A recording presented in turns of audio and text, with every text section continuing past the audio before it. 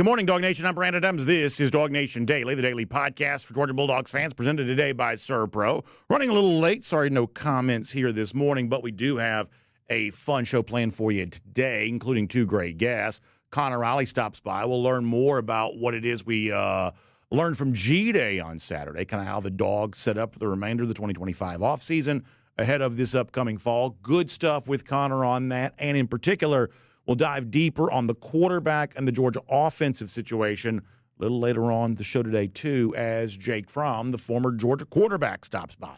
There are new details in the Nico Iamaleava situation. We got to get to that. Kirby Smart has, I think, identified what he thinks has been one of maybe Georgia's, you want to call it, weaknesses in the last couple of years, and what they're doing to fix that here for 2025. We'll give you that. But off the top, doubling down, once again, very critical of Georgia offensive coordinator Mike Bobo is the very outspoken Paul Finebaum from the SEC Network. What does all of this mean? We'll give you the latest, and we'll talk about kind of where that sets up for Georgia here this year. It is all on the way. It is DawgNation Daily, the daily podcast for Georgia Bulldogs fans, presented today by ServPro. And it begins right now. Today's episode of DawgNation Daily is brought to you by ServPro. Cleaning, restoration, construction. Presented by DawgNation.com. This is DawgNation Daily, the daily podcast for Georgia Bulldogs fans. Here's your host, Brandon Adams. It has happened again. This was a story on our show going back a couple of weeks ago, and that is a topic renewed here again today. ESPN SEC Network, Paul Finebaum, going on an Atlanta radio station, in this case 680 The Fan, and once again very critical of Mike Bobo. Now, all of this, I think, kind of comes in the context of a Georgia offense trying to kind of reload itself here for 2025 and taking the steps to kind of get back to what was a great success for the program on that side of the ball in 2023. But as we have said, we have not sugarcoated this. Not so much of that in 2024. Not a good year for Georgia offensively. Needs to be better here this year. And what is Georgia doing to kind of do all of that? Well, there is at least one very prominent voice out there right now, pretty skeptical of Georgia's chances of that. And as I said before, it is the very well-known Paul Finebaum. You will remember, and honestly, we called this out as just idiotic at the time, and frankly, embarrassingly so, that Finebaum, once again, going on 680 The Fan a couple of months ago, had said that you could walk what was up and down Peachtree Street in Atlanta, the main thoroughfare, and find an offensive coordinator better than Bobo. It's obviously a hyperbolic statement. It's not meant to be taken literal. But when it's so hyperbolic, you sort of realize that almost all of this is said for effect. We said before, we don't know that Finebaum even knows all 16 of the SEC's offensive coordinators. If you listen to his show, it's pretty much head coach and quarterback, and like no defensive players, no assistant coaches. Really nobody else ever gets any mention whatsoever other than about a dozen or so of the most famous figures from the SEC. It is very much a surface-level conversation. So the idea that somehow now Finebaum is an expert on what Mike Bobo is not doing well as an offensive coordinator, this is simply a function. He essentially admitted this yesterday, by the way. But this is essentially a function of Bobo, or I should say Finebaum, taking what his callers and audience has said about Bobo, essentially taking that outrage, repackaging it, and selling it back to the very same people. It's probably pretty good from a business standpoint. I don't know how many tests it's going to pass, though, from a football analysis perspective.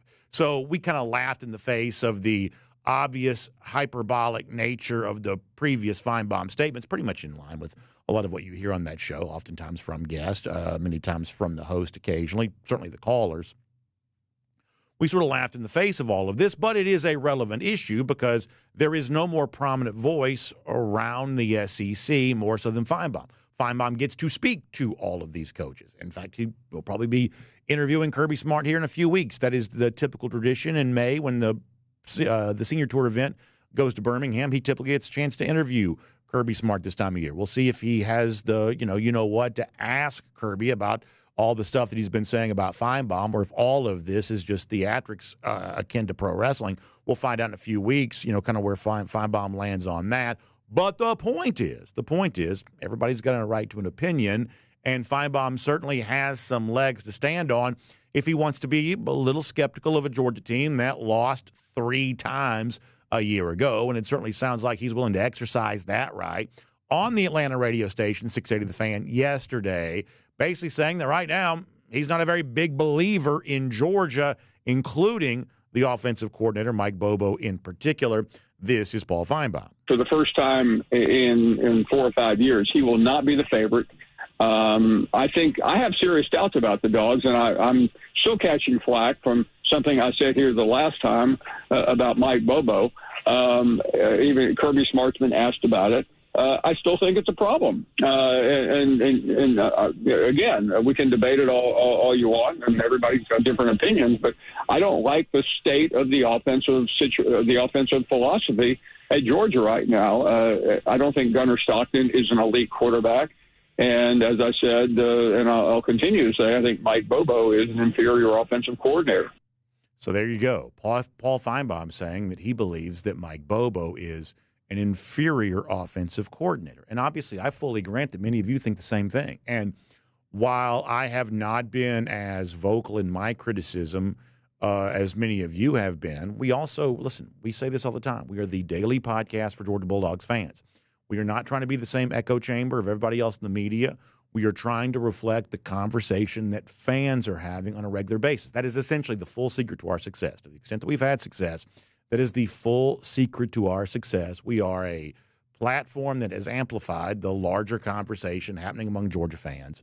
And so pretty clearly there are a lot of Georgia fans that agree with Finebaum. That's why Finebaum is saying this. He, after all, has the internet, and it's fairly easy for him to kind of tailor his argument around what other fans are saying. So that is what he's doing there. And, you know, based on the performance of 2024, well, you could certainly say the Georgia offense was inferior that year.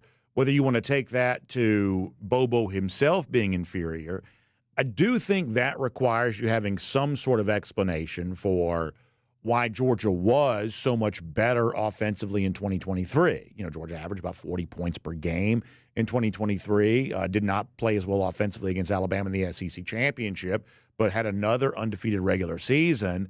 And we're going to get more to this here in a moment.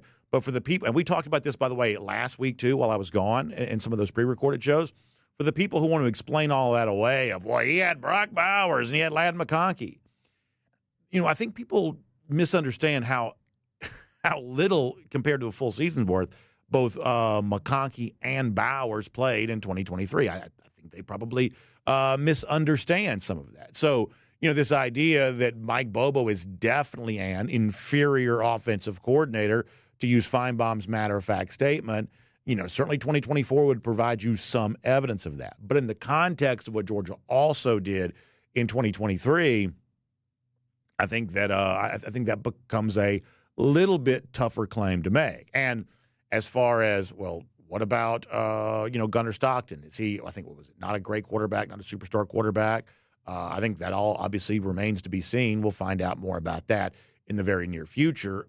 Reason for skepticism for Georgia, I don't think there's necessarily any problem with that. But this, storyline now of, Finebaum is like the most ardent critic of Mike Bobo, we kind of find that to be a little bit silly. So before we get a little bit deeper into the overall offensive situation for Georgia, let me let you hear one more of Finebaum, I think, providing what can only be described as an insult. Like, this is not football analysis. This is, I think, an insult of Kirby Smart for the decision to hire what he calls his best friend in Mike Bobo. One more time, here's Paul Finebaum from 680 The Fan. It seemed to catch a nerve, and I thought it was interesting that Kirby Smart had to double down on defending Mike Bobo, which I know he deep down has to believe is there's no way he can do that. But again, that's what happens when you hire your friends. From the earliest age, we all remember people saying, "Don't hire your friends." Kirby Smart hired his best friend. Now he's stuck with him. So there you go. Kirby Smart, not smart enough to realize that if you hire someone only because he's your friend, that you may end up being stuck with him. And that's essentially what Finebaum has said that Kirby's done here, going so far as to make a definitive statement about what's happening inside Kirby Smart's head, that Smart knows that Mike Bobo's performance is indefensible, but he's going to defend him anyway because they're friends, and Kirby Smart putting his friendship with Bobo over his job as the Georgia head coach. I'm sorry, that is ridiculous on its face.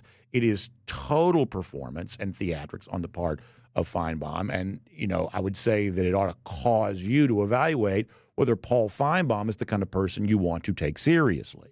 That is a choice I will leave up to you. But to move beyond all of that for a minute, a legitimately interesting interview from 680 The Fan, to move beyond that for a minute, that does not change the overall, topic that we have here on the show of Georgia fans say, well, whether Finebaum is right or he's wrong, whether he's got some sort of personal vendetta against Bobo, whether he's just being sort of a goofball pro wrestling manager and just, cutting promos, whatever the case is, BA, I just want the Georgia offense to be better. I just want the Georgia offense to be better. And I would say that you have every right to want that, every right to feel that way. And I think the point we've tried to make in some recent shows lately, and I would say that Saturday's G-Day is some evidence of this, is that the steps towards getting Georgia better than it was in 2024, something it needs to be, and more akin to what it was in 2023, which I said before, if you're scoring 40 points per game, no matter how you're getting there, I think most Georgia fans would and certainly should be okay with that level of performance. That if you want to get back to that, the actual steps of getting there, they're not impossible. And I do think that when you kind of peruse what's being said on social media or in like the chat related to our show on the various platforms, I think there are some Georgia fans who've kind of let their frustration simmer to the point they now almost think the needed offensive improvement is just impossible. But as we've been saying recently, the path on this stuff is always in the math. And when you look at the sum total of the stats that added up to what was, I think objectively speaking, offensive success in 2023, frankly, I just don't think it's that difficult to achieve. I really don't. I mean, people go back and look at, and we have talked about this, people go back and look at Carson Beck from 2023. And I think that the revisionist history is that somehow Beck performed at an unfathomable level of achievement. But the truth is, given the typical performance from a Georgia quarterback, Beck wasn't too far out of line from what a typical Georgia quarterback does, and in some cases even less. That year he threw for 1,000,000 yards, threw for 3,941 yards, but it was only 9.5 yards per attempt. There are a lot of quarterbacks who've kind of exceeded 9 yards per attempt in the Kirby Smart era for Georgia. Could Gunner Stockton, and we've been very clear on Gunner. We've been very clear on Gunner, that Gunner needs some room to grow into this role. We believe he will be Georgia's starting quarterback. We believe that he has a great chance of success. But the one thing we've been very consistent on, when they lost to Notre Dame, when he came in and played the hero role against Texas, hey, let's not put too much on him. It is very hard to step in as a backup for an injured starter. And it will be very hard for him to begin his career as the Georgia starting quarterback at 2025. Let's be patient. Let's give him some time. I don't think the expectation is that he's going to be the very best quarterback in college football. I also don't think the expectation is going to be that he's going to fall flat and somehow lose his job or whatever else. I think just like a lot of Georgia teams, good enough may be good enough. And somehow, some way, through better receiver play, more on that in a moment, and everything else, that Stockton can maybe get to about 9.5 yards per attempt, which is where Carson Beck was in 2023. And as I told you on a show last week, I think that people forget, for all of the offensive success that Georgia had in 2023, Carson Beck only threw for he only threw for 24 touchdowns. That is absolutely a number that Gunner Stockton could achieve. So to match the quarterback performance that led to a 40-point-per-game offense in 2023, it would not be that hard for Beck to get there. I should say for Stockton to get there. Furthermore, when you look at the receivers and the receiving success that produced that great offense there, in that particular season, people have a tendency to think that Brock Bowers, the all-world player, had an all-world year, but injury took him off the field. He was the leading receiver for Georgia that year, but he only had 714 yards receiving. He only had 6 touchdowns. Do you think that this year, given what Georgia has, do they have a player as good as Brock Bowers? No. Do they have a player capable of producing the stat line that Bowers produced in 2023, 714 yards and 6 touchdowns? I'd like to think they probably do. Same thing for, like Ladd McConkey. McConkey only had 478 yards in 2023. The second leading receiver for Georgia in 2023 was Dominic Lovett, 613 yards, 4 touchdowns. Could Georgia's second best receiver be at least that good this year? Second best pass catcher be at least that good this year?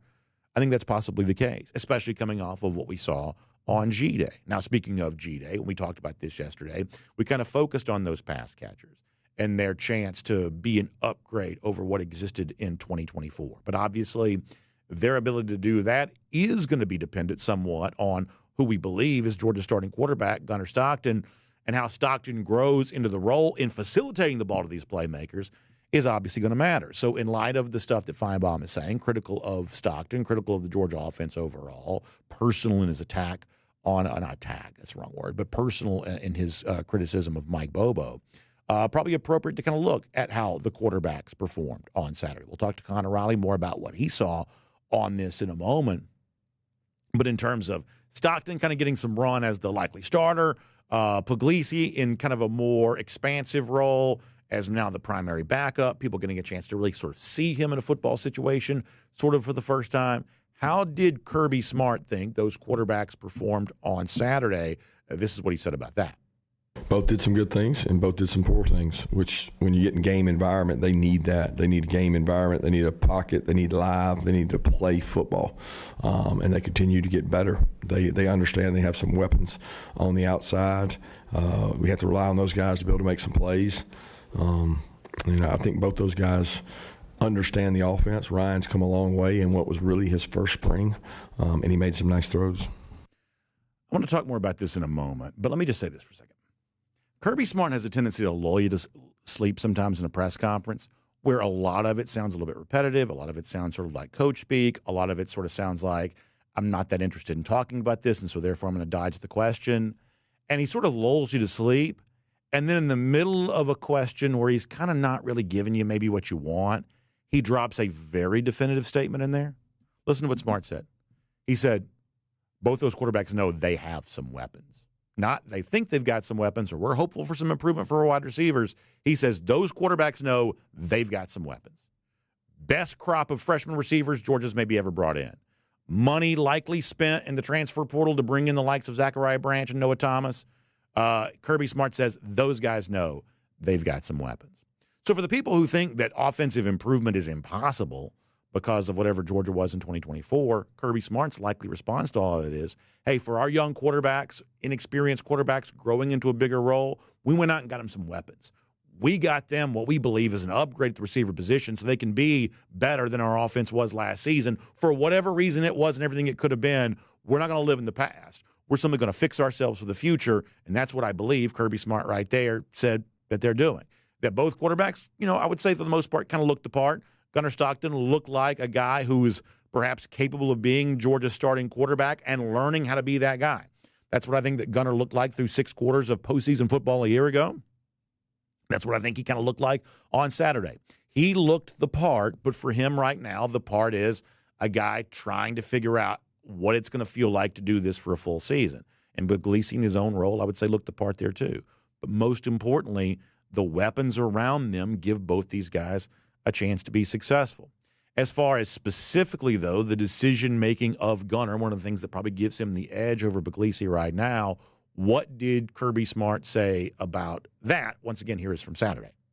Confidence, understanding the offense, knowing when to take a shot, which he didn't do a great job today. He had a couple times that he could have thrown the ball, checked it down. He took shots that he probably didn't have to, but he's done a really good job with his feet, his legs. He made plays with his legs today. I thought Ryan did too. They're both good athletes that can extend plays. When Kirby mentions the fact that Stockton did make some plays with his legs on Saturday, I thought it was both interesting that Gunner did do that and that Kirby acknowledged in that post-game press conference.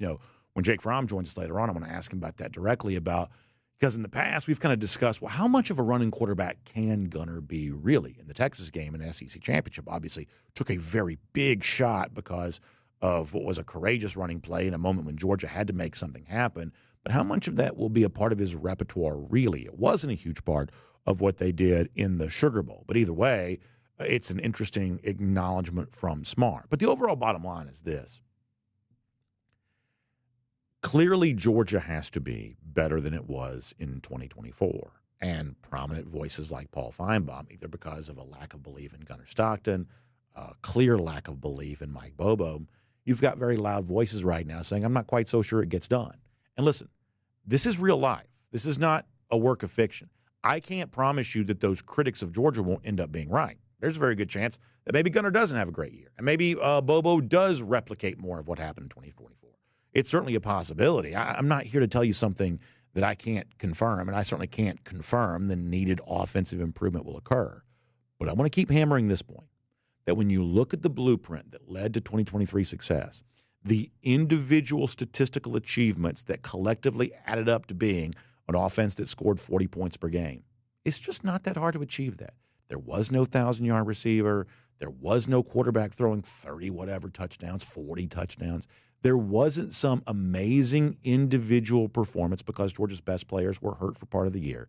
There just simply wasn't some amazing individual performance that makes that success impossible to duplicate. Simply not the case. So will Georgia get it done in 2025? Will they be better offensive than they were in 2024?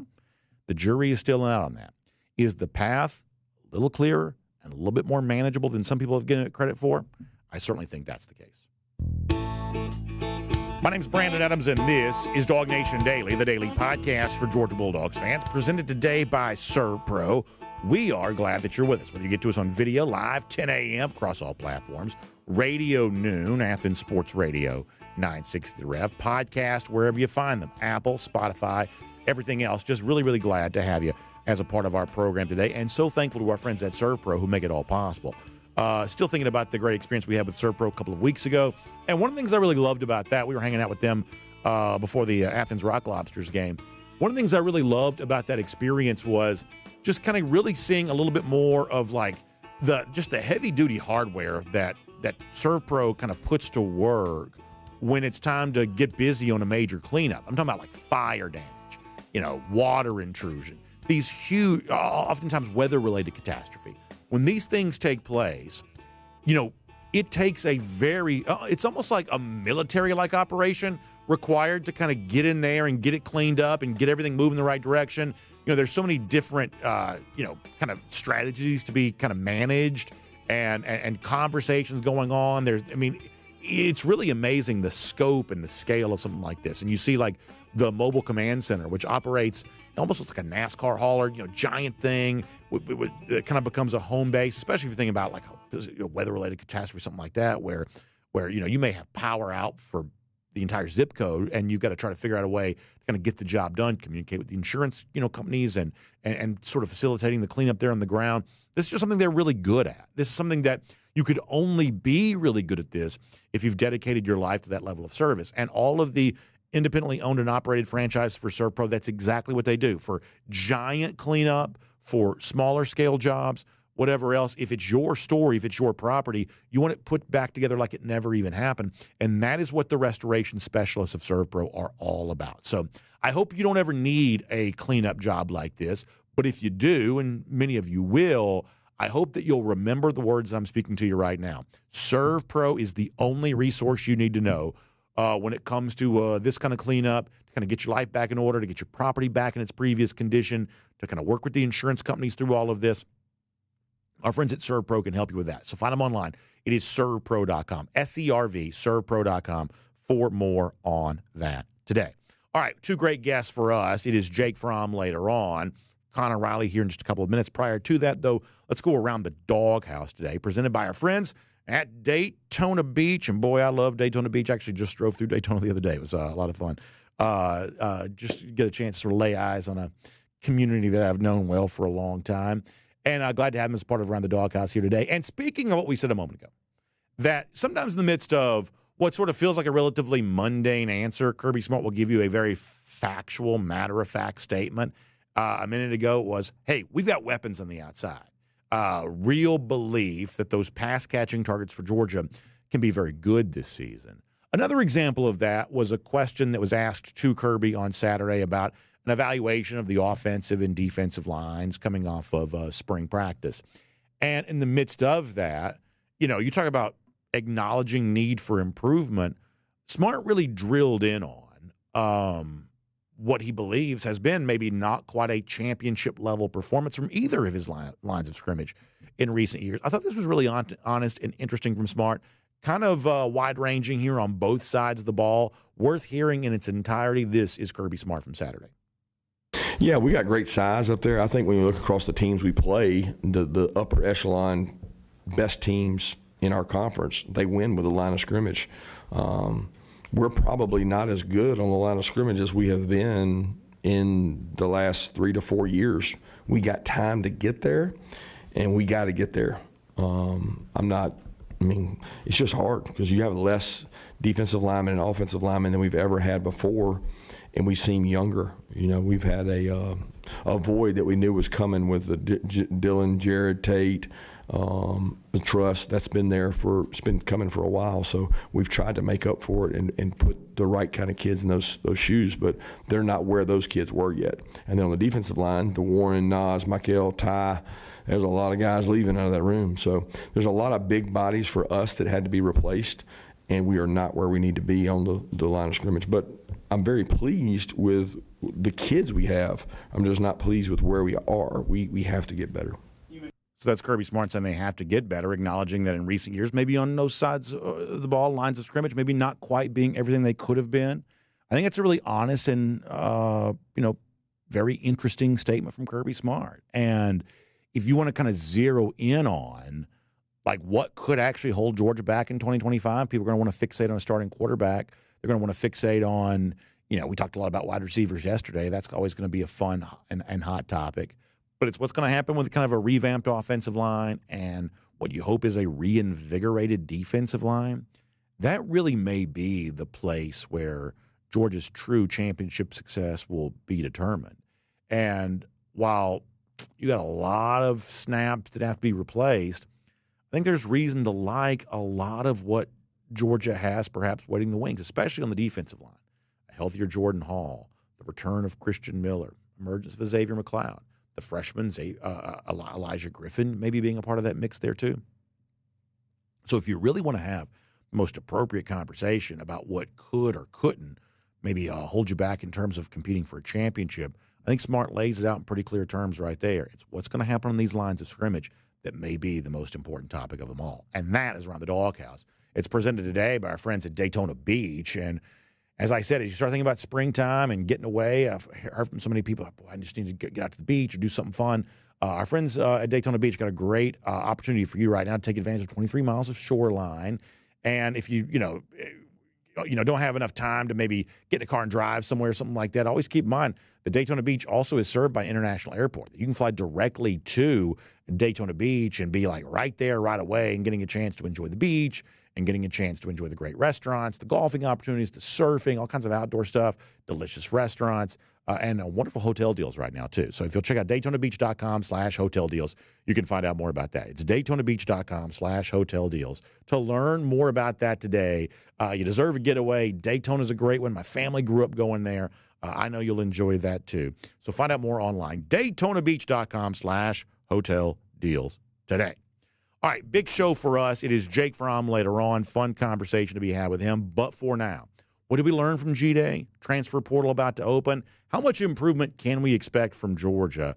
That and so much more. Let's talk to Connor Riley here today on DawgNation Daily, presented by ServPro.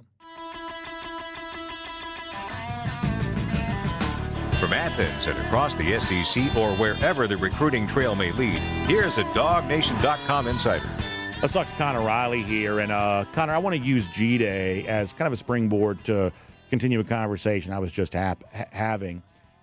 There's no doubt that Georgia needs offensive improvement. We would all agree with that. The baseline statistics for Georgia, I'm talking about the simple counting stats, not anything too advanced or analytic, just basic counting stats. Georgia wasn't good enough this past season.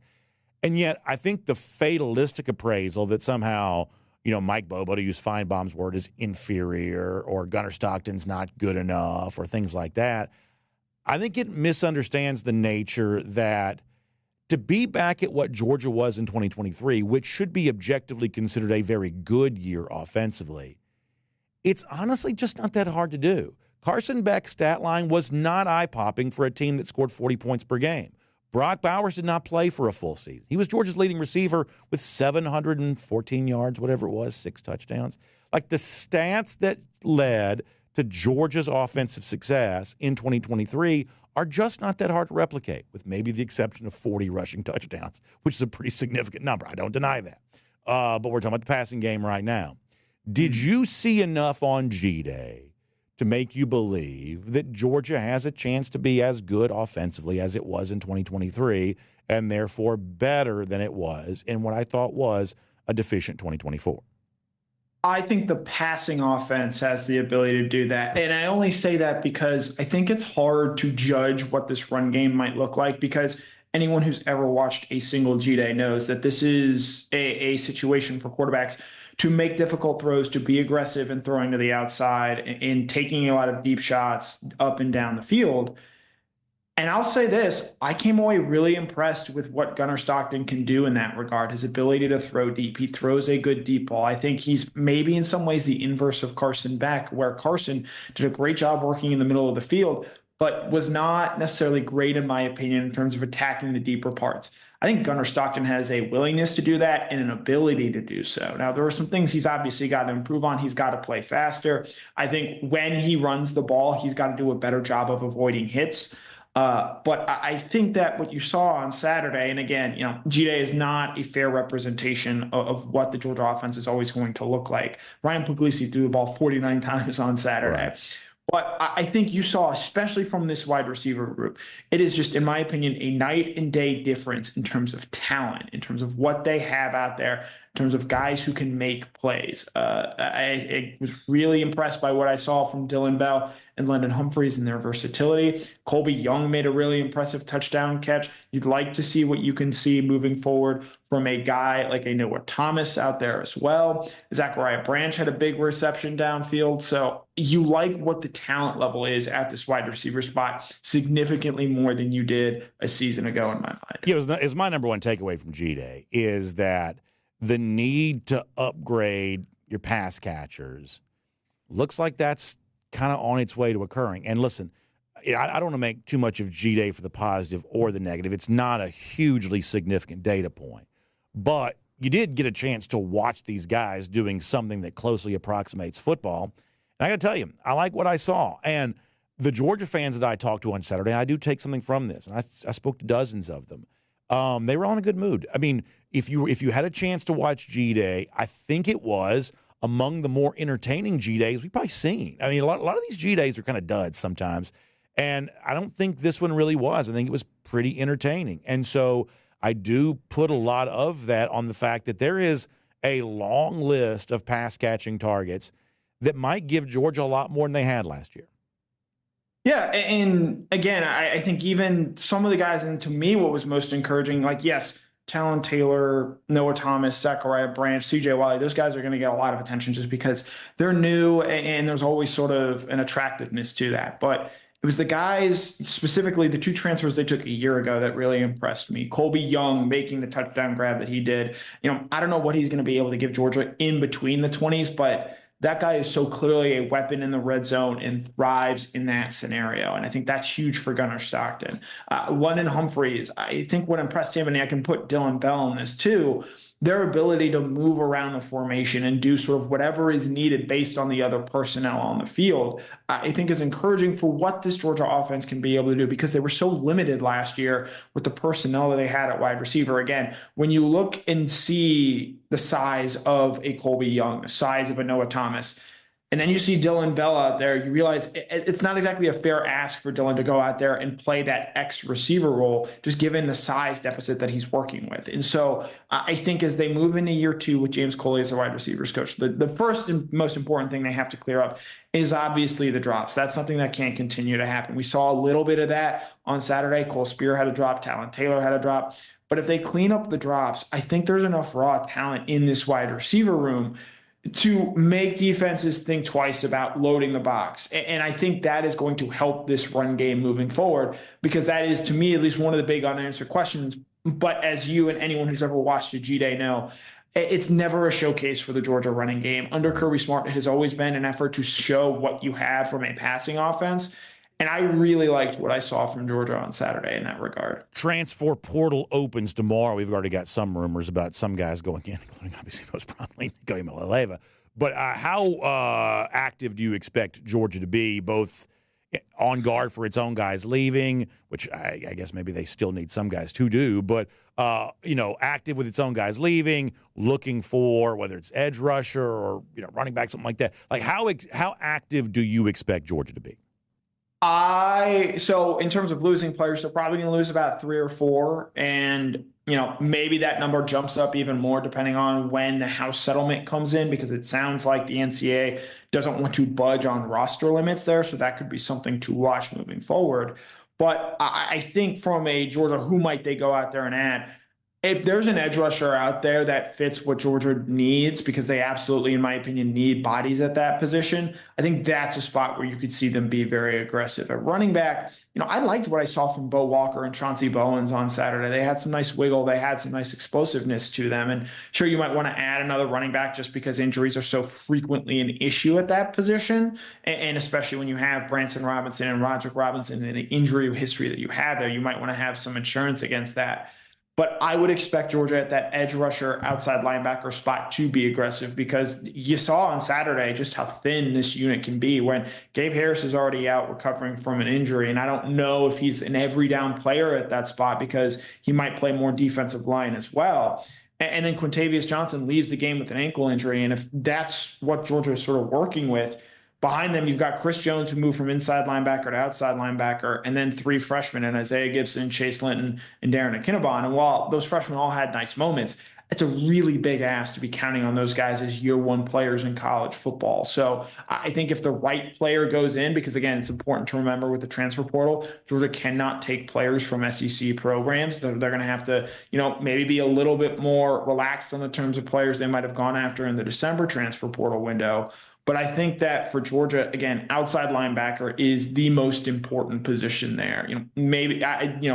Odds are they could try and take a running back. Quarterback, they're looking, in my opinion, for a very narrow definition of a guy who wants to come in and compete for a starting job, but also isn't guaranteed one. And I don't know how many players will check that box. So I think outside linebacker is the position where I expect Georgia to be most aggressive in looking for help and looking for a guy that can potentially come in and play right away for the Bulldogs. Yeah, the quarterback, to me, if they bring one in, it's the 2025 version of what Jaden Rashada was a year ago. A guy that's not starting, where he was, that maybe has, if I'm being honest, somewhat limited options and views Georgia as a chance to develop. If there is a guy that fits the profile that Rashada fit a year ago, that's the kind of guy I think they would bring in. And frankly, I'd like to see I do think Georgia right now is a little underserved at the quarterback position. I don't mean to disrespect Coulter Ginn, he may go on to be the next, Stetson Bennett for all I know. These things have a way of being surprising sometimes.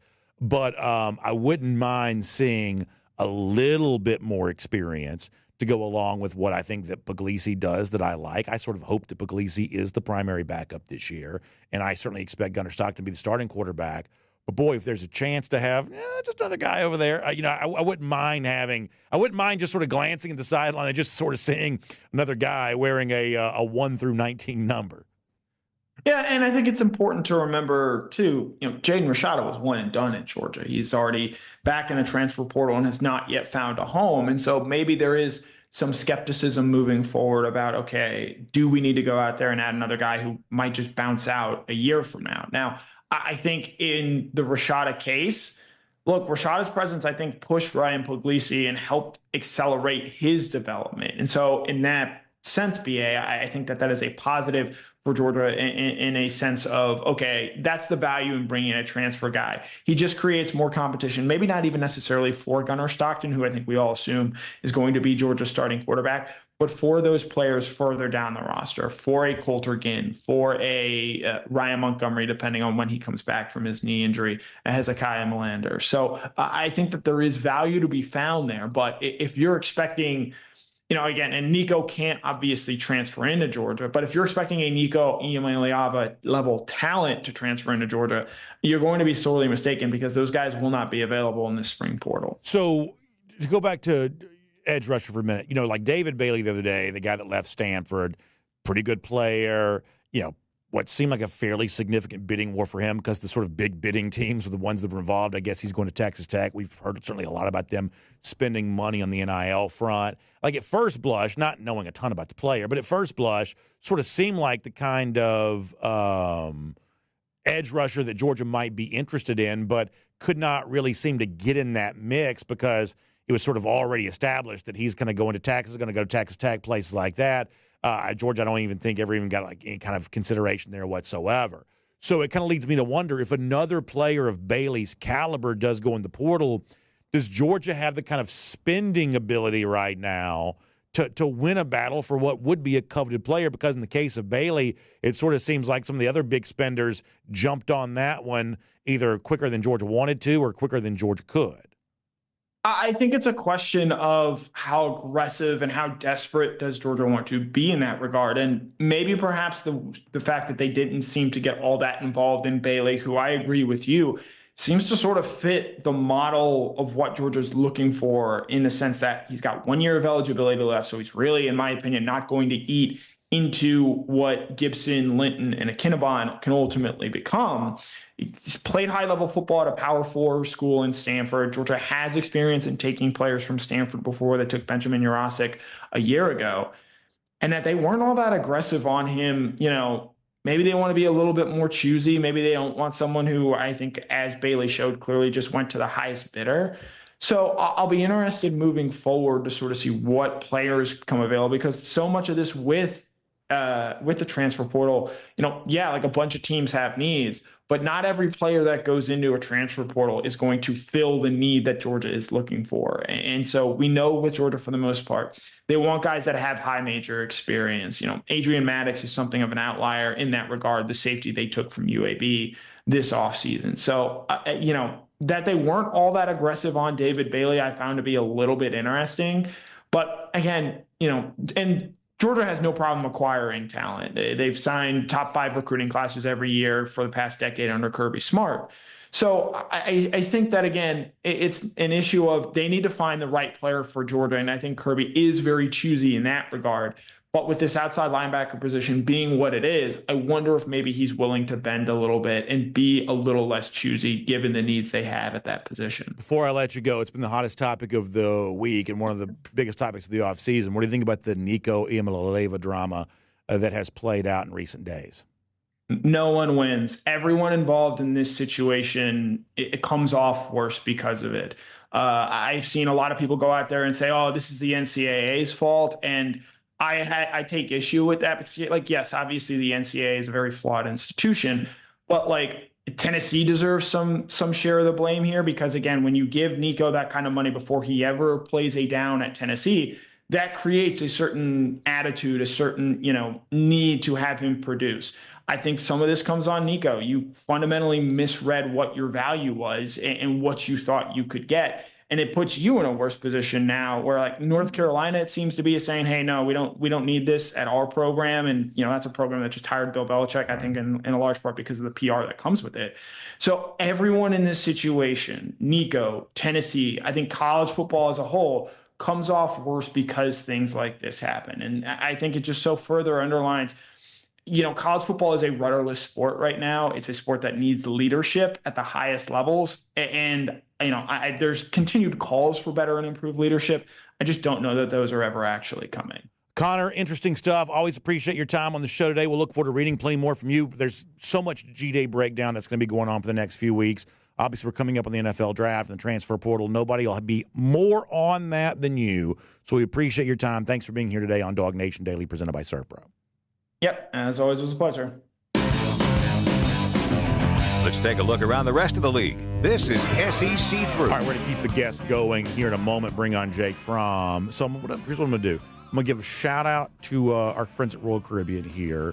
We'll get ready to speak to Jake, and then after that, I'll do a couple of stories that we were going to do. And some of this is related to what's next for Nico Iamaleava, as Connor mentions. Sounds like the potential landing spots for Nico are starting to get thinner and thinner and thinner here. Just reporting facts, not necessarily, you know, reveling in that, but it is seemingly true. So we're going to give you all of that and another name from out west that could maybe be a transfer possibility for Georgia. We'll will rampantly and recklessly speculate on that coming up in a moment. Before that, though, how about cruising around the SEC courtesy of Royal Caribbean? If you are watching a video, to borrow the old line from Brent Musburger, you are looking live at Perfect Day CocoCay. Not exactly live, but boy, what a thing that is. Gorgeous as it is. The unbelievable experience. Whether it's the over-the-water cabanas right there, almost like being in Bora Bora. I was literally in Perfect Day CocoCay last week, and I got to tell you, it's every bit as good as it's ever been.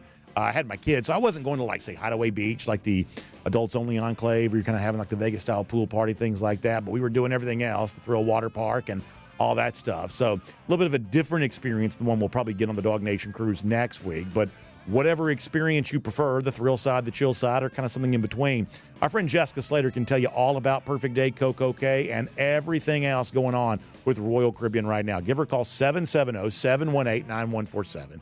That's 770-718-9147. You can also email her, jslater@dreamvacations.com. She'll get you going here on a great Royal Caribbean cruise vacation in 2025. And if we can, somewhat awkwardly, let me bring the music down now. We'll get back to because some people don't like it when we don't do our cruise around the SEC stories. We'll get back to those in a moment, I promise you. But we're going to do a little air traffic controlling here for a minute because I went a little long off the top, which I sometimes have a tendency to do. Let's, for now, get ready to transition to a Kroger Fresh Take. And let's get ready to talk to the former Georgia quarterback, Jake Fromm. And this is one of those days where I'm so happy to have Jake because we can talk G-Day. But I'm also curious, Jake, as we get our Kroger Fresh Take rolling here, it has been the biggest story. And I know you're busy. I don't know how much of this you've even had a chance to follow. But you were, at one point in time, the sort of most talked about recruit, the way that, in some respects, similar to what Nico Iamaleava would have been.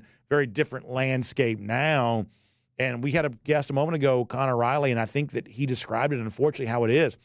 I think Nico and his camp have sort of overestimated what their value was and is, and really kind of misplayed a hand here by thinking they could engage in sort of a holdout-style negotiation as a way of basically just coercing Tennessee into giving them more money.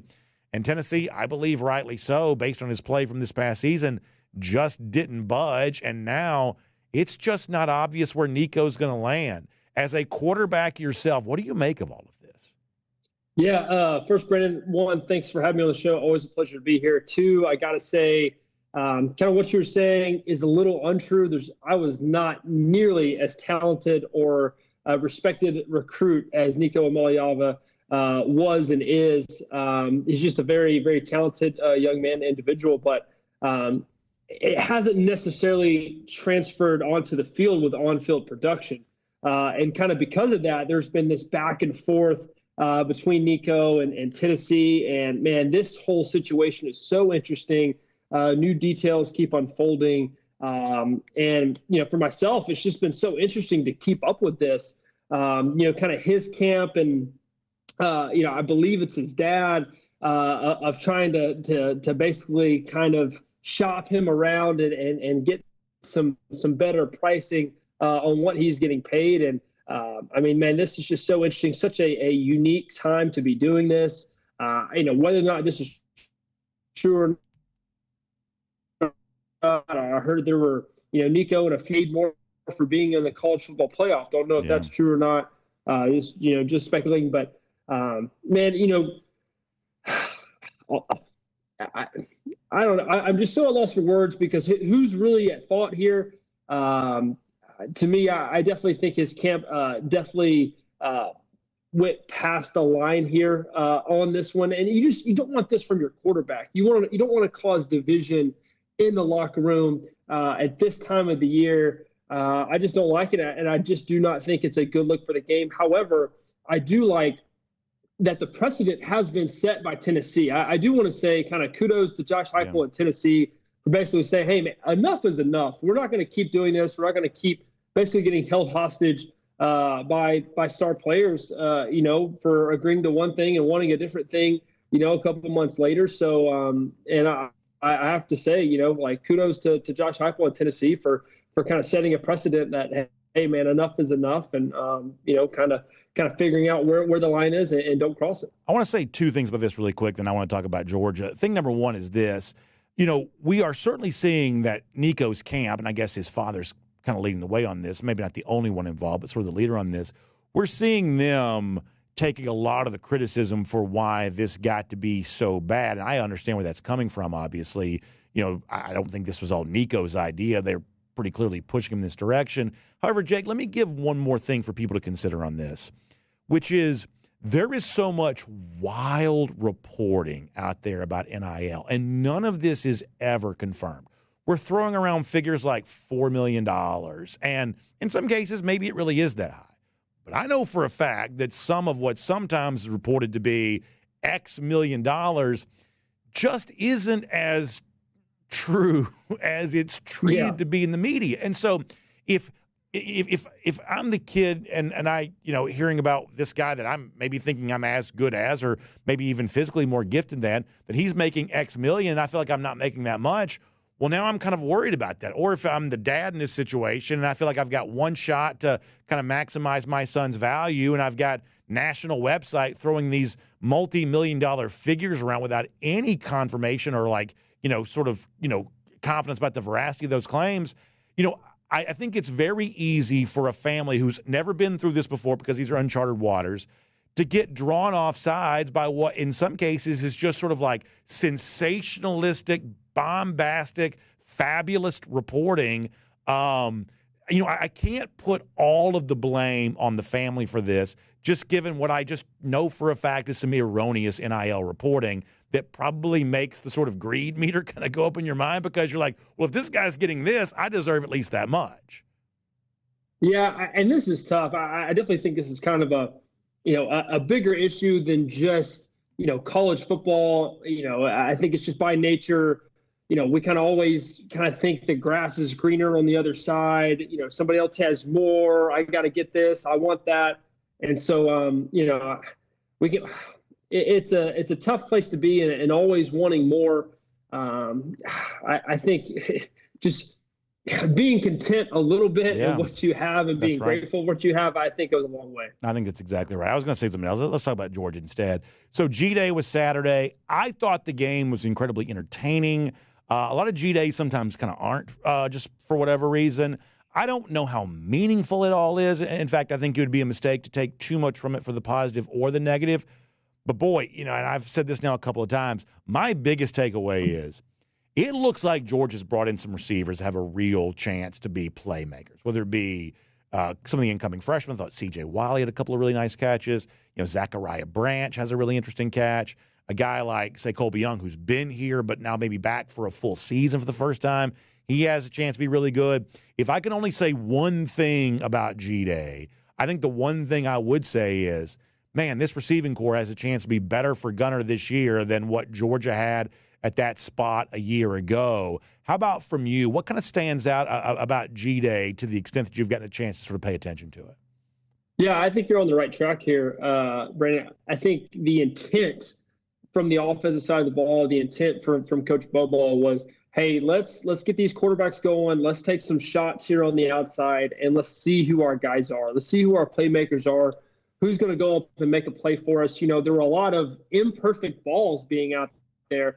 You can kind of tell, hey, just give these guys a chance and let's see what they can do. And some guys went up and made some really good plays. So it's very encouraging to see. You can see that was the kind of the intent from play calling, the intent of what the cues were getting coached to do kind of before the game. Hey, let's be aggressive here on the outside and let's go up and give these guys a chance. What'd you think about Gunner? Yeah, I thought Gunner did some really good things. My favorite play from Gunner, I believe, was like the second drive, a 3rd and 8. He had checked, a little route audible to Lawson Lucky, and he drills it right over the middle. A very huge confidence throw. I think for me, anytime you ripping balls over the middle to your tight end, man, you got to have a lot of confidence in that guy. And so that's just, I really love seeing that throw. I think both Qs can maybe, improve a little bit throwing, these outside balls and giving, guys chances, but also, wanting to throw a, more perfect ball. But, it's really kind of tough to tell in the spring games. Qs aren't getting hit. You don't know how that affects them.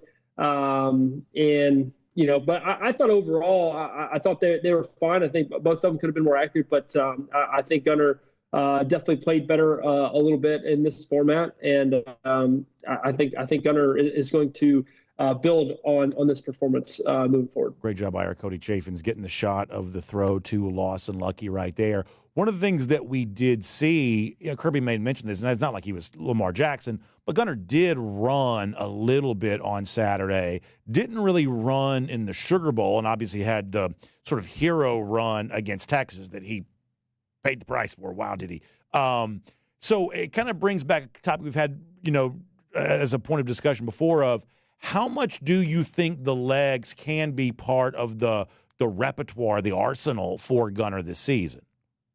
Yeah, to me, I don't see 10 design runs for Gunner throughout the game. I don't see that at all. I think what Kirby and what Bobo would want from Gunner really would to play a lot kind of like Stetson. Stetson would scramble and get you out of a jam on third down, keep the defense honest, and get simpler looks on defense. So I really don't see design schemed runs. But maybe in situations to kind of dial up ways for Gunner to get out of the pocket, scramble, and always kind of maybe saying in his ear, like, hey, if 1 and 2 ain't open, hey, let's find a lane, let's get vertical. Got one more thing I want to ask you, but before we move off of G-Day, is there anything else that kind of, like I said, you watch it just different than we do, including recognizing some of the checkdowns, things like that. Is there anything else just broadly, big picture speaking, that kind of stood out to you from what you had a chance to see? Yeah, I thought the first group offensive line played well. The play calling wise, the goal wasn't to ground and pound and run the ball. It was really get the cues and get the passing game going. I thought both offenses could have done a better job of staying on schedule. There was a lot of second and third and longs, but they were also trying to take shots on the outside, a trick play here and there. That's just the nature of kind of G-Day and what they wanted to do. So if you're firing on all cylinders and you're hitting the shots, then that's great. But when you're not quite hitting, all those shots, or you're only hitting 25%, then that's just the nature of what you get. So and I definitely think, a run game kind of helping you out, balancing you out, maybe a little bit more play action pass can maybe make things feel a lot more cohesive from the offense side of the ball. But I thought the defense did well, and some DBs made some plays as well. It's our Kroger Fresh Take with Jake Fromm here today on DawgNation Daily. And, of course, you're getting ready for Easter this upcoming weekend to get stocked up on the eggs and the candy or the delicious meal, right? Big time for family to come together and celebrate maybe the most important day of all. A great time to do that this weekend, and a great way to get stocked up for all of that is at your local Kroger. Kroger.com/boost is also a great way to become a member of the Kroger Boost program and get free grocery delivery, free grocery pickup, twice the fuel points and the things you're already buying at your local Kroger. Find out so much more about all of this. Kroger.com/boost. That's the website, including how you can try it for free for 30 days. It is Kroger.com/boost for more on that. All right, Jake, last thing very quick before we let you go. Of course, always appreciate your time. Kind of started the show with some pretty pointed criticism from Paul Finebaum, outspoken, of course, as always, for the Georgia offense, Mike Bobo in particular, and frankly some skepticism about how much improvement they'll be able to show here this year.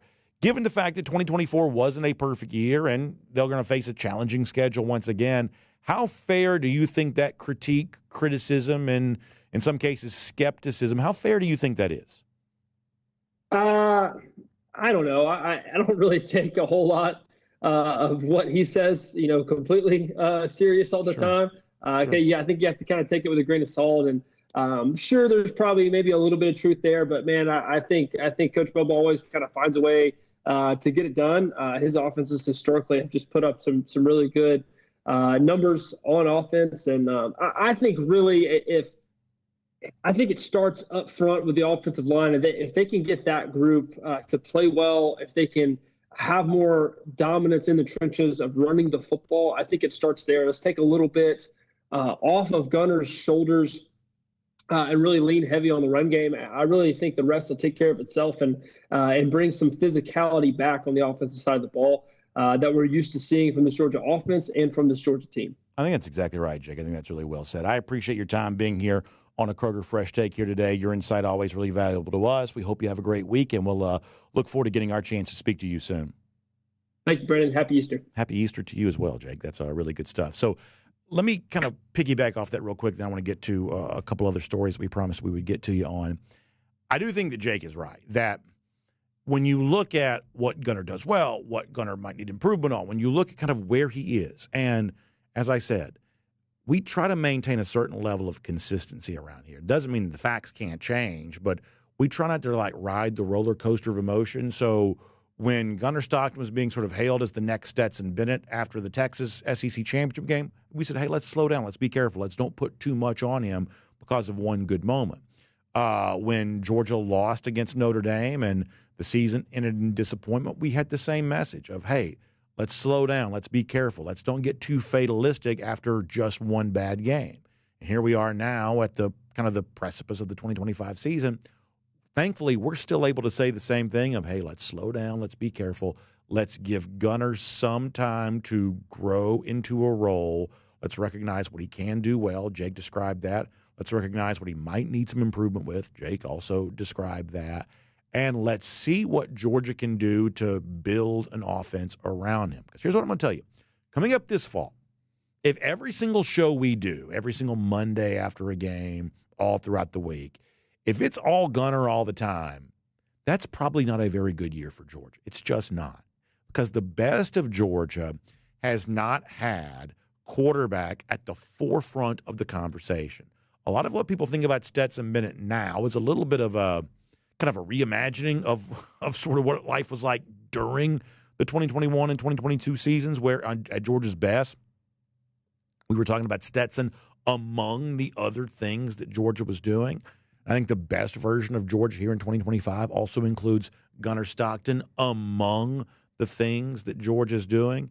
And as Jake lays it out, if you can repopulate this offensive line, and in doing so maybe even get a better performance than you got a year ago, and give Gunner the sort of running game that it at least seems like Georgia has the potential of having. If you can give that to Gunner, to this offense, then as I have mentioned now a few times, Georgia has a chance to get to where it wants to go. It has a chance to be the kind of team that we all want it to be. But it doesn't happen on the back of the superstar quarterback because, A, there's just not as much of that around college football in general right now, including this upcoming year, I don't believe. And certainly that hasn't really been the blueprint for the very best of Georgia either. So something to keep in mind. Now, before we wrap up, let me get ready to kind of swing back into our cruise around the SEC with Royal Caribbean a little earlier because there are a couple of stories I want to make you aware of here for a moment. Connor mentioned this about Nico Iamaleava, who's been obviously the hottest topic as of late, that the landing spots for him are really drying up. We've got reporting from On3 that Notre Dame briefly mentioned as a possibility. Not interested. USC mentioned as a possibility. They are now also reportedly not interested. That may be surprising because USC is taking transfer quarterbacks. They, right now the only guy, I guess, am I right about this? The guy that's in line to start for USC is the guy that almost came here. Is it Jadyn Ott, is that his name? That he's likely to be the starter, and maybe he'll be great. But you might think they'd want a little bit more quarterback depth. But apparently when it comes to Nico, apparently USC's not interested here either.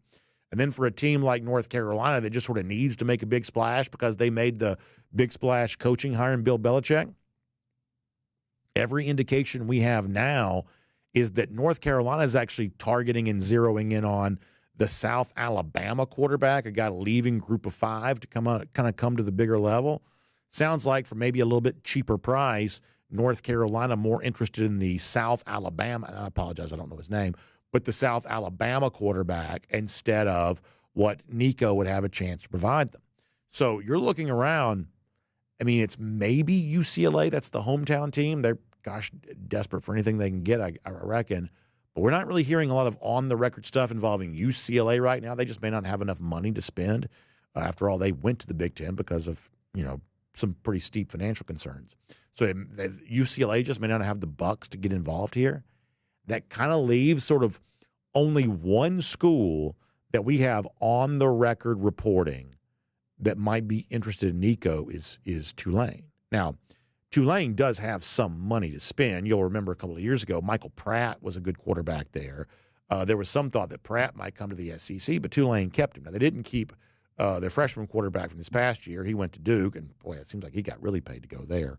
But Tulane has spent big, we think, on a quarterback before. But, boy, it just sort of seems like to go from a Tennessee team in the college football playoff to a Tulane team trying to, what are they in, the American Athletic Conference, trying to win the AAC. Seems like it's a pretty big drop there for Nico and a really bad misplayed hand and a situation where Tennessee did the only thing it could do, which is move on from a quarterback that just didn't really seem to be with the program there. And, maybe all of this is the sort of, hey, when you're desperate for players, and at one point in time Tennessee was, and you're throwing around big dollars, maybe you sort of only attract the kind of players that are interested in that sort of thing. Maybe Tennessee takes some of the blame for this. I don't dispute that, but certainly very interesting stuff. Then I'll also mention this, transfer portal opening tomorrow. Every name that pops in there, we'll sort of wonder, boy, is this a possibility for Georgia? And I think that Connor said it well earlier, that when you look at what Bo Walker is doing, when you look at what Chauncey Bowens did do in G-Day, and obviously what we believe about Nate Frazier, that Georgia may actually be set up pretty well at running back even before you talk about a return to health for Branson and Roderick Robinson. And frankly, I don't really know where all that stands right now. But at the same time, given the fact that, hey, there's a little bit of injury concern there and there's a little bit of inexperience at the running back spot, a guy like Jadyn Ott from Cal is going in the transfer portal. I couldn't tell you 6 degrees of separation, any kind of connection between Ott and Georgia, but he was a pretty good player at Cal. I think was expected to be a big part of their offense here this year, and now he's leaving. And so you start to wonder, okay, well, if Georgia's looking for more of a veteran presence at a position like this, that's a guy that would sort of count as that. Is that something we should maybe consider? Every time one of these deals pops up, that is what we're going to be looking at. So it officially gets going tomorrow. A year ago, you had all these voices, it's going to be chaos, and certain teams are going to be gutted. None of that happened this past a year ago. Will it be more chaotic this year because it kind of comes at the forefront of what at least there's some hope will be kind of reform through the House settlement?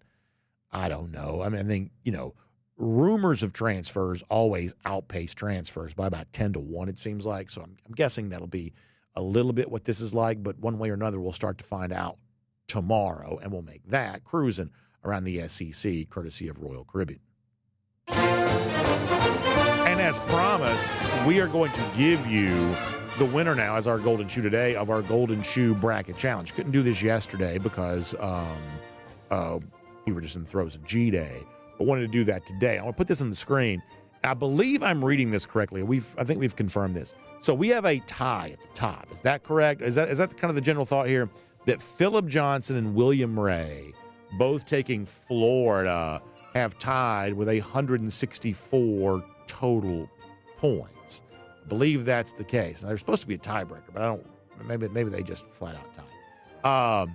The full top 10, all with Florida winning. Craig Gear, Jacques Hawk, Gregory Hendricks, Kimberly Rogers, Chastain Coleman, Chip Brooks, Terry Theus, Jeremy Smith. So that's our top 10, all having Florida winning their national champion. And I guess we're going to have both Phillip Johnson and William Ray come on the show. That was the promise. Also, I'll be sending out your Golden Shoe stickers here in the very near future. So congratulations to our Golden Shoe bracket winners there on that. Look forward to hearing them come on to our program and celebrate in the very near future. That was our Golden Shoe for today, the Golden Shoe Bracket Challenge. Lousy, stinking Gators. They may have won in basketball, but we don't think they got any football winning coming anytime soon. About 1,620 days. That's how long it's been since Florida has beaten Georgia. That is our Gator Hater Updater. We hope you all have a terrific day. We'll see you back here tomorrow. DawgNation Daily, presented by ServPro. We'll look forward to talking to you then. And on video, time now for the R.S. Andrews Cool Down. R.S. Andrews, the one you turn to for your air conditioning, heating, plumbing, and electric needs. They show up on time. They do the work that's promised, the price that's promised. You can trust them on all of that. So I'm going to go to our DawgNation comments here for a moment. And I still don't quite understand. Let's see what's going on here.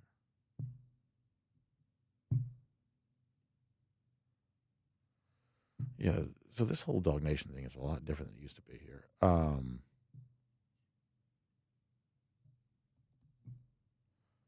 right, here we go.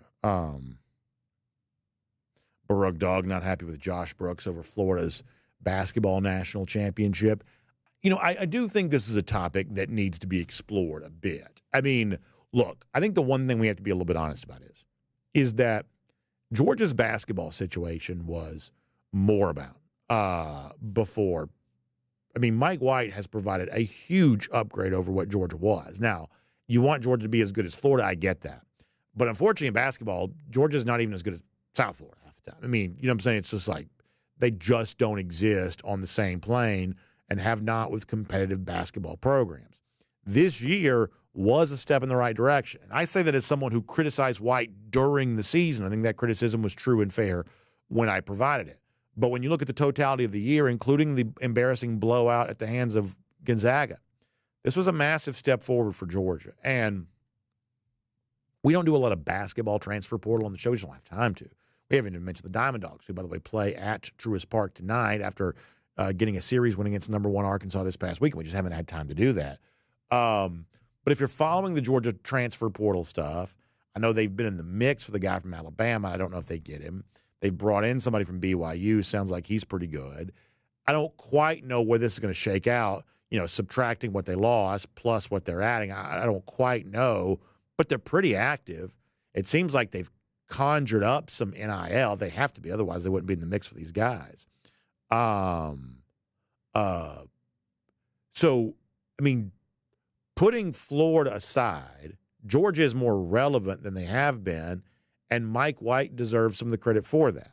Are your Florida fan friends, if you have any, or just the people you interact with on social media from Florida, are they probably talking trash to all of us because, you know, Florida has clearly upgraded its program since Mike White left?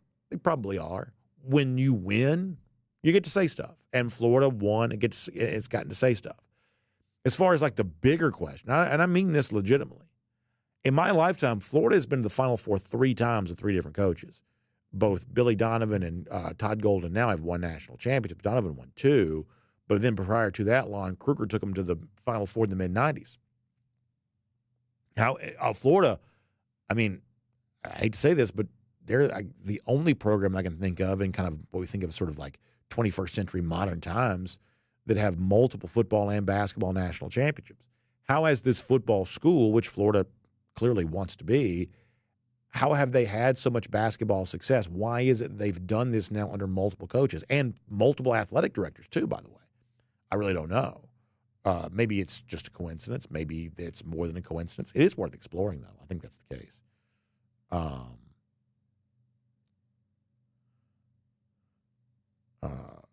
By the way, our buddy Matt Rukavina not happy with his pick of Houston. Otherwise, maybe he would have been the winner. Baruch Dog saying the same thing in here. Let me go to YouTube here just for a moment. We'll see how people are doing there.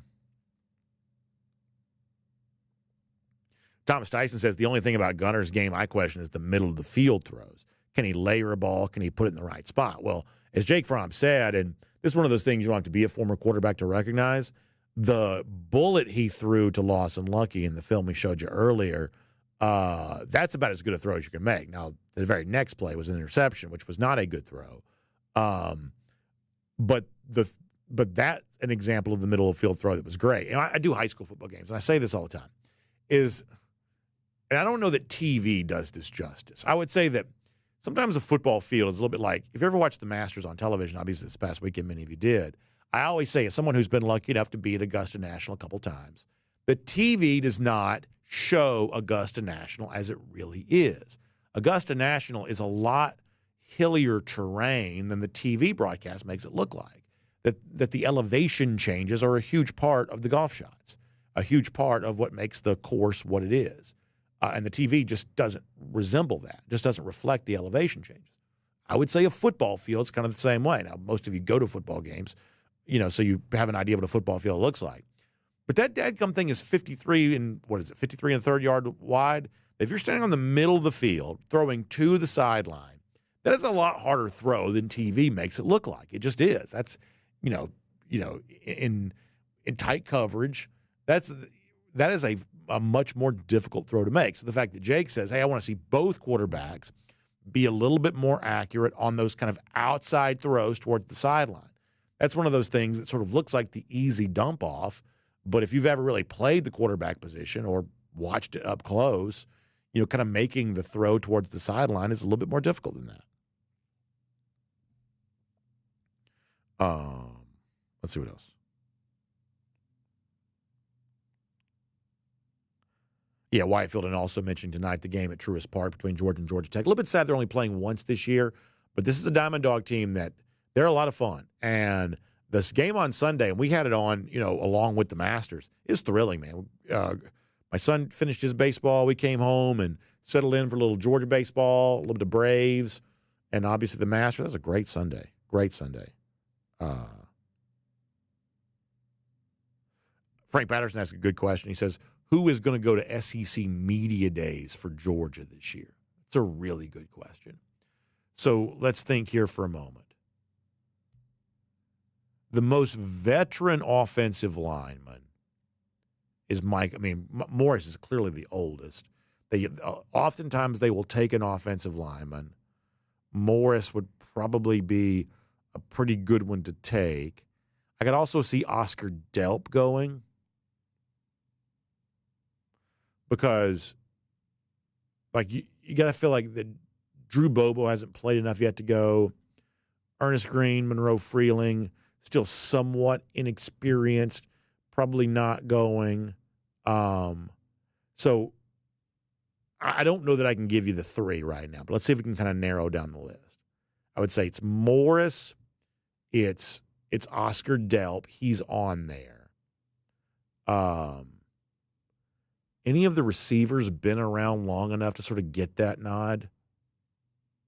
Am I forgetting somebody, obviously? It will not be a quarterback. Gunner Stockton is not going.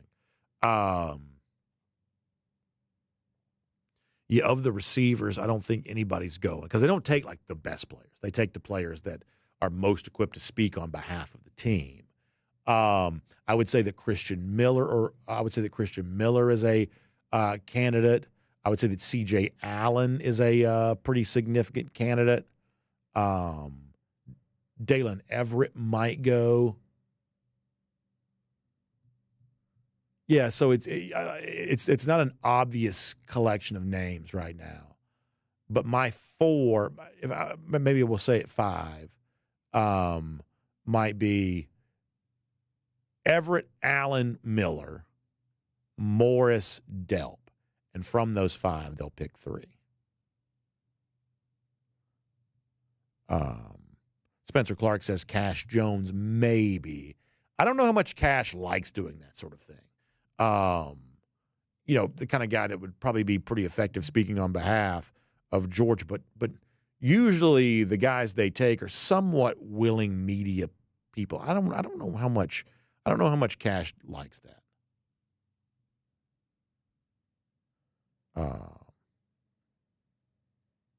Jack Fullerton shouting out the Braves for winning in Toronto last night. You'd love to see that.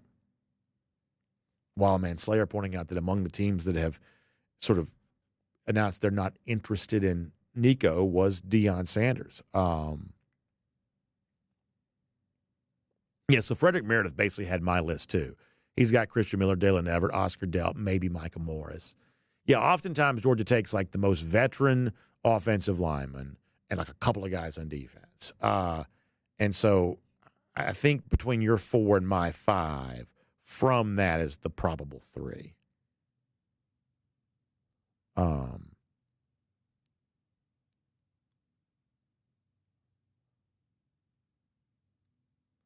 Frank Patterson wants, as he calls him, the booming onion, Brett Thorson to go. That would be a lot of fun. John Paul Williams says, I'm tired of the overblown Mike Bobo critiques. He's a really good offensive coordinator, and only the feeble-minded are arguing differently. Perfect? Certainly not, but really good. Yeah, so I think there are two different critiques. I think that there is the critique of Bobo, and I'm not that interested in that. I'm just not.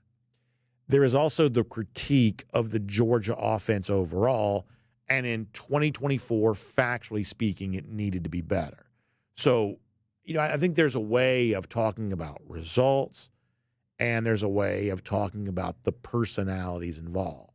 And people are always more interested in the personalities involved than they are the actual, empirical data. I just simply want to see the numbers on the page. And Kirby Smart says he doesn't like stats, but I just simply want to see the numbers on the page get better. And that's all. That's all I want to see. I'm not that interested in. I'm like you.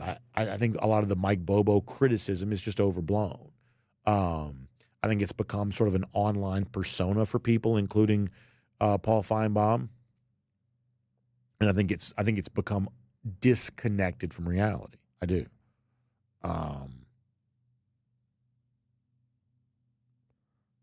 Thomas Tyson says our offense in 2023 was great when we had reliable pass catchers and studs on the offensive line. To a certain extent, that's true, but as we've kind of repeatedly said, I think people think that Ladd McConkey and Brock Bowers had more productive years in 2023 than they actually did. It was by far and away Bowers' least productive season because he didn't play the full year, and Ladd McConkey barely played at all. The one game where Georgia had really, and this probably skewed the offensive stats somewhat, but the one game that Georgia really had it cooking with both Ladd and Brock playing was the game against Ole Miss.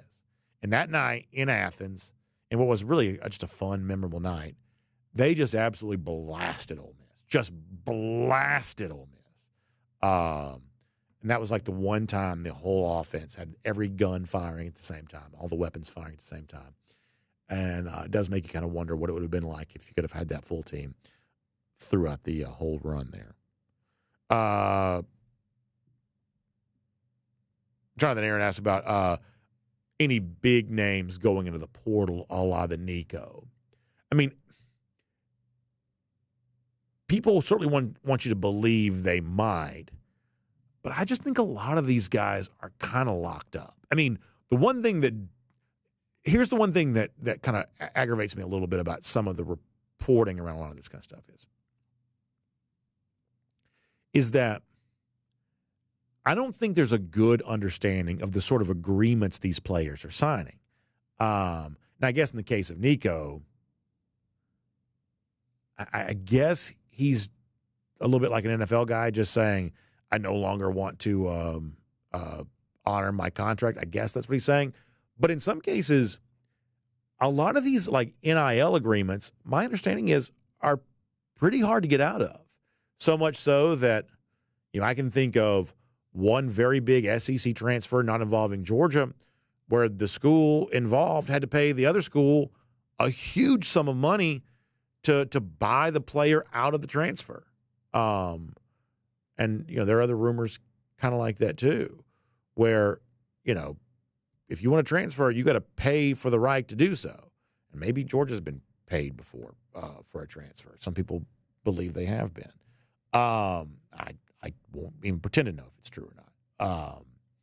So I sort of think, Jonathan, and we'll find out if this is, naive, I sort of think a lot of these guys are kind of locked down. A lot of these guys are just under contract. I mean, we didn't have hardly any, other than Beck, we didn't have a lot of crazy transfers in the winter. I think a lot of teams spent big to keep their guys.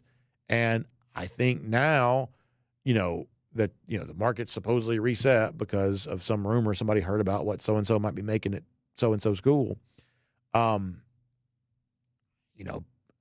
just don't know how easily some of these players can get out of those agreements.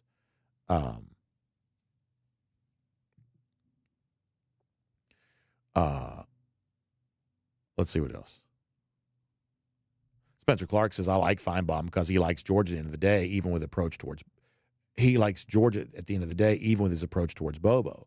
I think you're probably right about that. I think all of this is just sort of put on. But I'll tell you this, typically speaking in May, Kirby usually goes on the Finebaum show because Finebaum is usually at that, it used to be called the Regions tradition.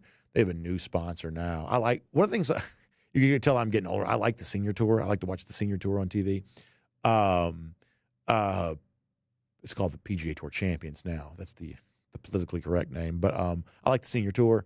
And they have one of their majors is in Birmingham every year. And Finebaum usually goes and covers it because they have the celebrity pro-am prior to that. Gets a chance to interview Kirby. For all the talk that Finebaum has put out there about Bobo, he better ask him about it. He better ask him. It better not be one of these things of, hey, when I'm going around and making my media runs, I'm, saying whatever, but when I'm face-to-face with you, I don't have the guts to ask. If you're going to say that Kirby Smart, this is what he said. I mean, I think this counts as essentially a personal insult. I do.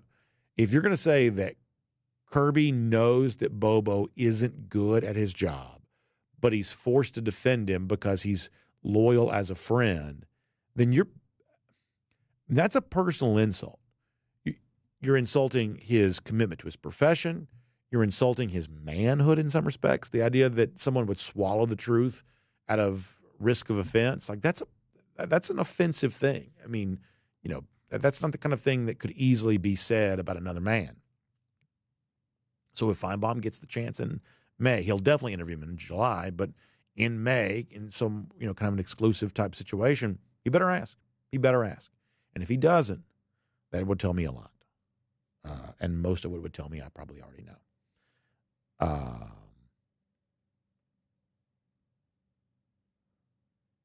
Hotlanta says the wide receiver upgrade is going to be the game changer. I think you may be right. But they do need to be better along the offensive line.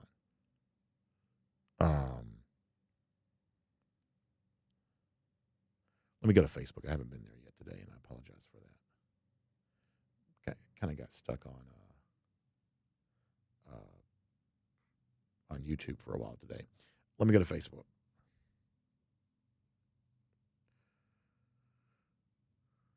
Let us see how they are doing over there. So if Finebaum gets the chance in May, he'll definitely. Matt Rugvina says these Bobo defenders forget that people who actually pay attention to the game are not happy with 15-plus screen passes and bottom of the league running game. So there are two things there. And I love Matt. Matt's one of my favorite commenters, of course. He's been with us for almost the entire time. But one of those things I take very seriously. One of those I don't take quite as seriously. The thing I take very seriously is the running game numbers for Georgia last year were abysmal. And, I mean, I saw this graphic, and I think it's real. You know how they do, like, the overall athleticism scores for the NFL draft picks? Like, 3 of the 5 highest-rated athletes based on their athleticism score formula, 3 of the 5 highest-rated athletes in the draft were Georgia offensive linemen. It makes you wonder, what is going on? How come they weren't how come the group wasn't better? Like Fairchild, Tate, and Jared Wilson were like 3 of the highest-rated athletes, for the sort of combined scores of anybody. So clearly better offensive line play is paramount about being better with the run game, and why it wasn't better this past year, I really don't fully know. I just don't know. So obviously that is a easy piece of data, baseline empirical information that just has to be improved. That line needs to go up. You need to see that, up and to the right. You need to see that when it comes to the Georgia running game.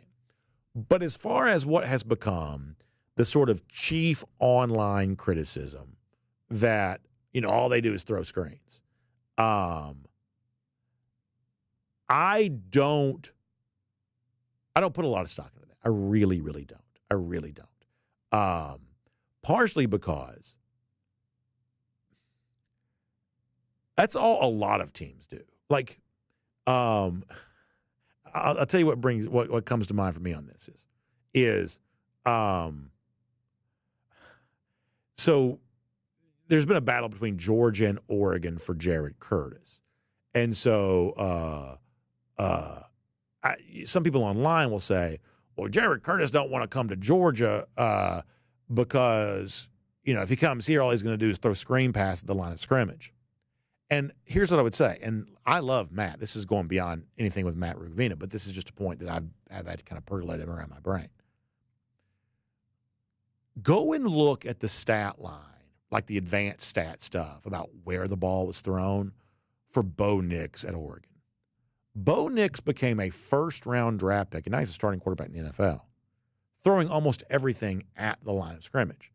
That I think that people have a tendency to think that football teams throw deeper than they actually do. The Kansas City Chiefs throw at the line of scrimmage a ton. I mean, they got, a guy in competition to be the all-time GOAT. They never throw it deep. Kansas City does not throw it deep.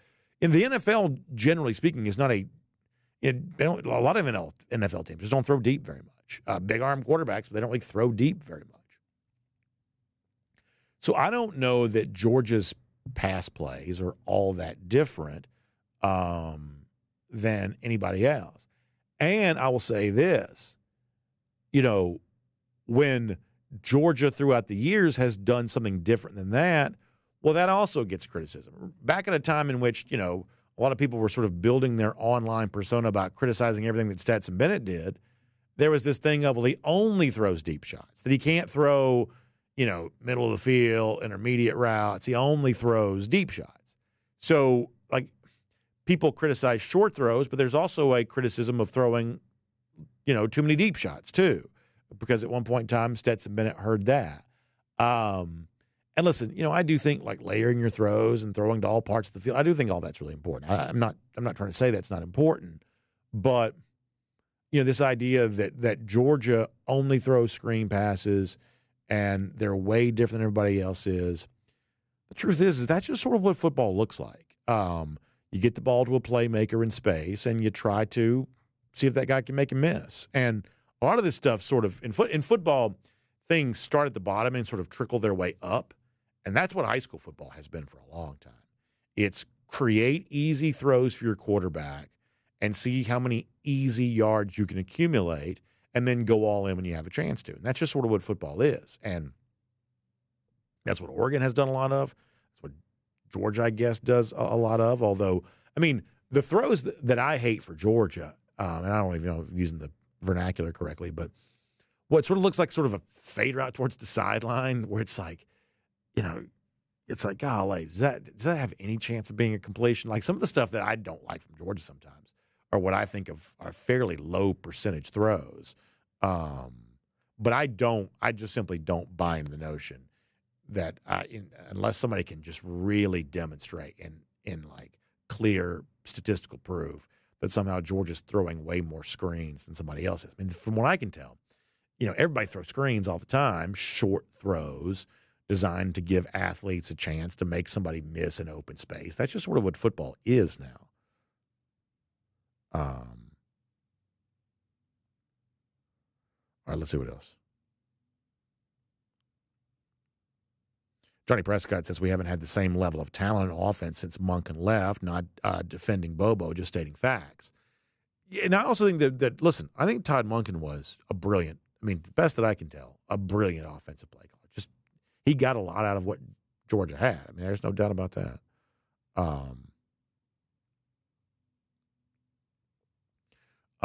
Let's see what else. Jamie Huff says Monken called 20 screens a game. Listen, a lot of what good football coaching seems to be is figuring out a way to make it easy. That's just a lot of what good football coaching is.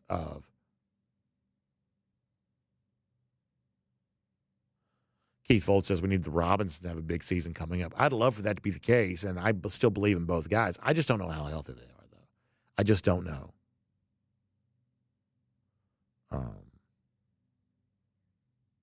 Let's see what else.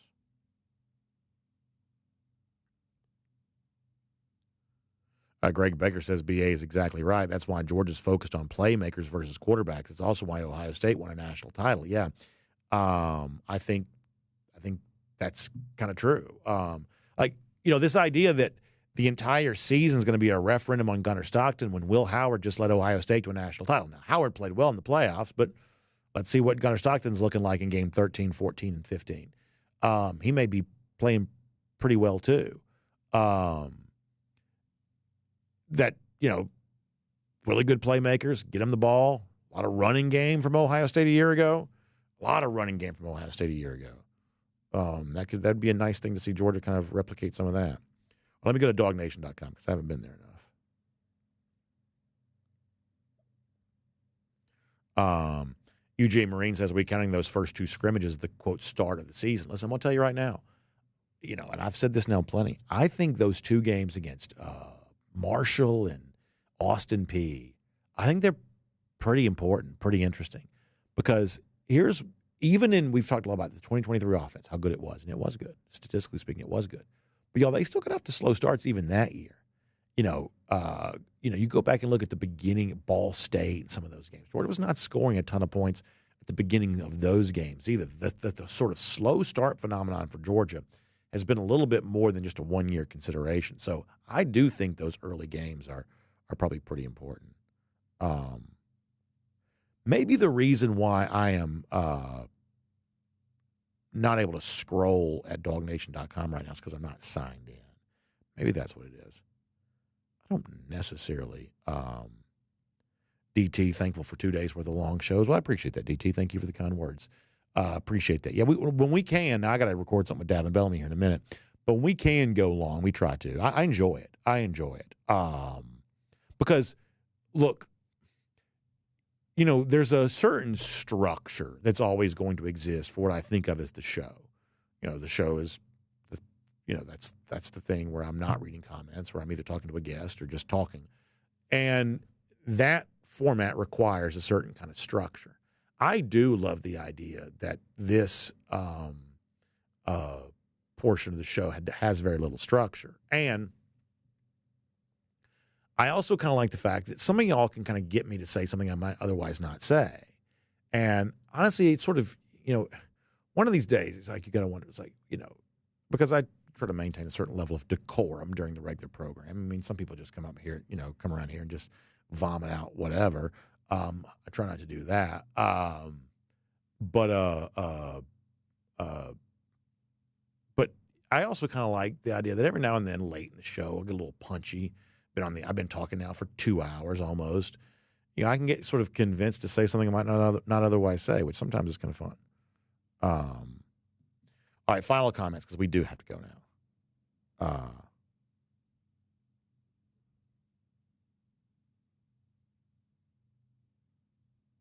Jamie Huff says, y'all better realize how good this defense has a chance to be. And that's the thing. It's like, even if Georgia's not quite as good offensively as it was in 2023, which, they rushed for 40 touchdowns. That's a huge number. And I kind of want to go back. Who got all those touchdowns? Like, who had 40 rushing touchdowns for Georgia? That's a lot of touchdowns. Even if they're not quite that good, they were also 20th in the country in rush defense in 2023. They gave up far more points per game, not as many as they did this past year, but more points per game than we're used to seeing them give up. What if the offense is better, but the defense is also a little bit better? Boy, that could be a fun recipe. All right, Brandon, you ready? I am ready. This is Cody Chaffins. Kendall Milton had 14 touchdowns. Kendall Milton had 14 rushing touchdowns? 14 rushing touchdowns. Oh, my gosh. Dejon Edwards had 13, so they combined for 27. Carson had 4, and then there's a bunch of 2, 2, 1, 1, 1. So what they really did, because if you look at Carson's passing stats, they literally passed the ball to the 1 yard line and then just pounded it in from there. Basically, that's basically what they did. Yeah, right? A lot of guys getting tackled inside the 5 on the passes. Apparently that was the case. Thank you very much. How about Kendall and Dejon? Did we say combining for 17 rushing touchdowns? 27 rushing 14 touchdowns. And 13. So last year, to give you some context, Etienne and Frazier would have combined for about 17. I think. I want to say that Etienne had 9 and I think Frazier had 8. So that's like 10 additional rushing touchdowns for your top 2 running backs. So that's a lot of scoring drives. Because I don't know that any of us thought that Kendall or Dejon, with all due respect, had great years in 2023. But, boy, there were a lot of scoring drives. Let's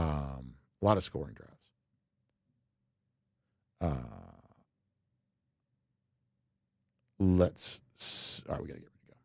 Let me go back to YouTube one more time, then we got to go because it has gotten late quick. Jeremy Harbin says, I think both offense and defense will be better this year. They certainly could be. G. Grace, the Bama fan, reminding you that, give Ladd McConkey a screenplay. He had no problem doing something with that. That is certainly true. Johnny Surfdog also says that he's optimistic this year's team will be better and they'll be more fun to watch. And I think the point we sort of exist with around here is, this is one of the things that makes doing this show about this team fun, is that I think for the most part, optimism is justified.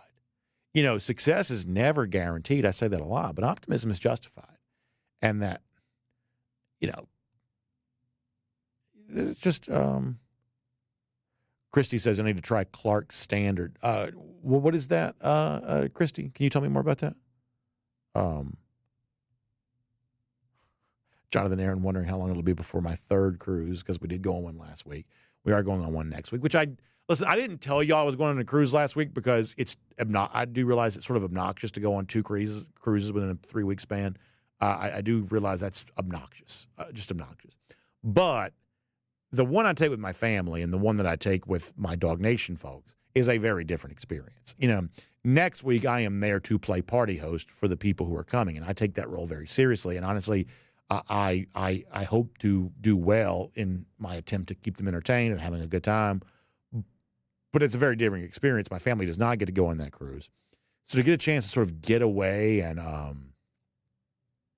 be with them last week was pretty awesome. That's pretty awesome.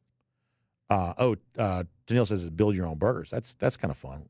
Where is it? Oh, it's Brodo Baggins Brothers Restaurant. Oh, Christy, thank you. I do have to try that. Y'all hit me up and tell me more about that. So it's in Athens, right next to the Georgia Theater. Brodo, I will have to try that for sure. I will have to try that. Thank you, Christy. I appreciate you bringing that to my attention. I need to go to Athens at some point this week, so maybe I will give that a shot then. A username, Mike Bobo Stinks, says that it was the worst run game in the Kirby era. Offense needs a boost. If we run into a brick wall and play screens again, this is a choice made by coaches. Well, here's what I'm going to tell you. That if the running game is better, everything's going to look better. It's just because, it's like you're just, to use a cross-sport analogy, you're just mixing your pitches better at that point.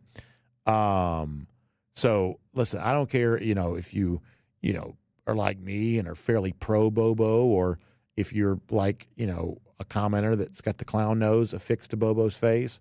Whichever of those, like, sort of lanes you find yourself in, everybody can agree need to be better with the running game. That's a really good point. Boy, how about a great spot, like right there next to the Georgia Theater? What a cool thing that is.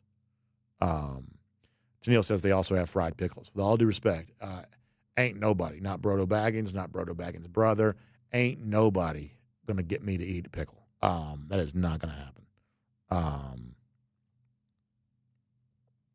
That is not going to happen. All right, so good stuff. Y'all check out RS Andrews online, rsandrews.com, for your air conditioning, heating, plumbing, and electric needs. They will show up on time. They'll do the work that's promised, the price that's promised. You can trust them on all of that today. Warm weather kind of here. Easter means spring. Spring means summer around the corner. That means AC's cranked up and ready to go. Make sure yours is ready for it.